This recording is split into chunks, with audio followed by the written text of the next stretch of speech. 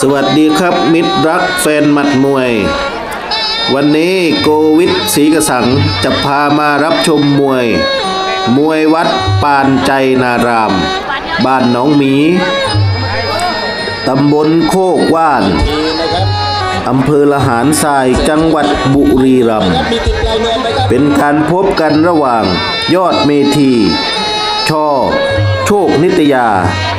ปะทะกับยอดแสนชัยชอแก้วการขอเชิญท่านผู้ชมรับชม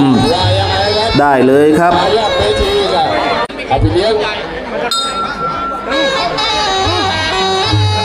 คู่นี้ไปกับ3,000 3 ยกครับ3 ยก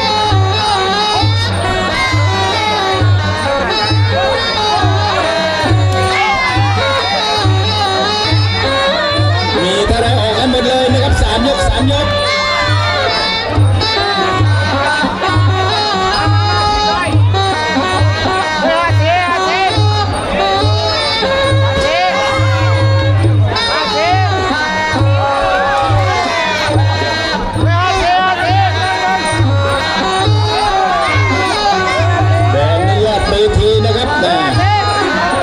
น้ำเงินนี่ยอดแสนชัย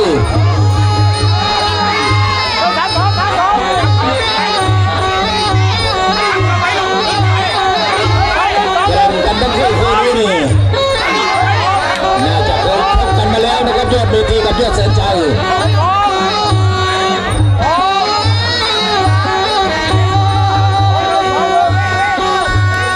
ยอดเมธีขวา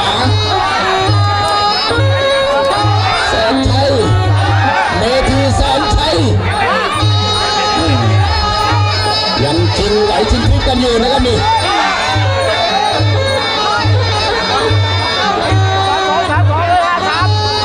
แสนชัยขยับเข้ามาแสนชัยขยับมาเรื่อยๆ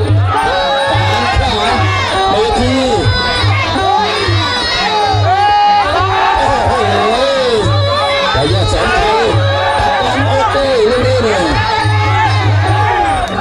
ยอดเมธีอะไรยอดเมธีไปที่เข่าขวา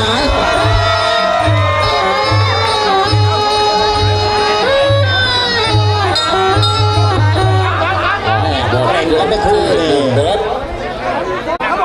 โทรศัพท์มารับคืนด้วยนะครับแต่ต้องเป็นของอย่างของจริงๆนะครับ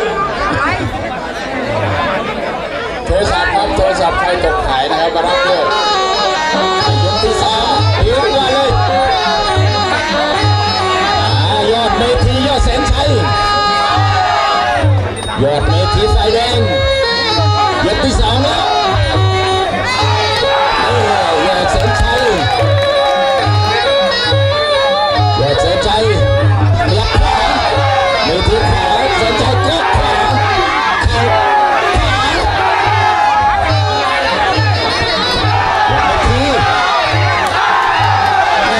ลากันไปแล้วกันมาคู่นี้นี่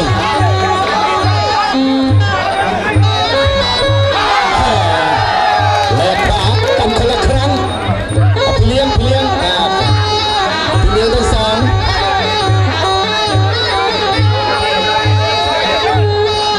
อย่าแสนชัยคนหนึ่งขวาคนหนึ่งซ้ายขวายอดเมธีขยับยอดแสนชัยก็ขยับเหมือนกันหลายแขนเลยนี่เมธีขวาเมธีขวาอีกอันหนึ่งซ้ายขวาเจ้าแสนชัยว่าไงเอ่ยแสนชัยขยับแล้วไม่โต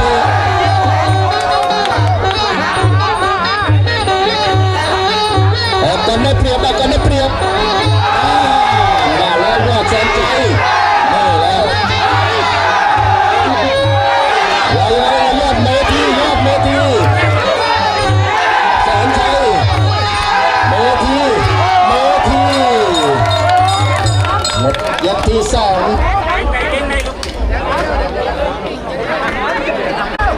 ลงให้สนิทนะครับอย่าลงครึ่งกลางๆโอ้โหลงซะสำคัญลงครึ่งกลางๆเขียบขึ้นเขียบลงอยู่นั่นแหละต่อไปยกสุดท้ายนะครับยกเมทีมาแล้วกับยอดแสนชัย